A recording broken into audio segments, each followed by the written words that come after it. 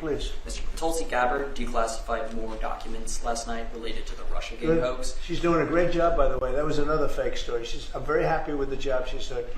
That's right. They declassified some terrible documents talking about Democrats and what they did. Yeah. Radical left lunatics. It showed that then DNI James Clapper sent out emails to IC officials saying that it would be a team sport to push then the debunked 2017 ICA report and that it might lead them to compromise on their normal modalities.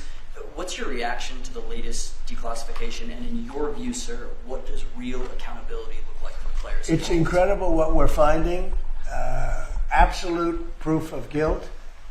And we'll see what happens. But Clapper and Comey and that whole group of criminals, they're criminals. And they made it very tough. You know, they did the fake Russia witch hunt that lasted for 2 years. Does Putin have a strong hand tomorrow? Well, he came to our country, and I heard CNN fake news talking about that was a big win for him.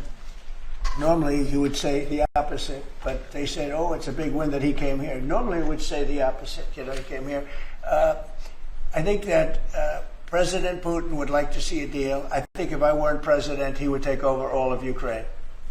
It's a war that should have never happened. If I weren't president, in my opinion, he would much rather take over all of Ukraine. But I am president, and he's not going to mess around with me. Mr. President, on Russia, Mr. President, would you support or agree to reducing NATO troops in Europe, in countries like Poland, in order to get Russia to agree to a peace deal? That hasn't been put before me, and I'll think about that for later, but it has not been put before me. Go ahead. Is anything less than an unconditional and immediate ceasefire a victory for the U.S.? Tomorrow? Yes. Well, tomorrow we'll see. I say, I don't know where that comes from.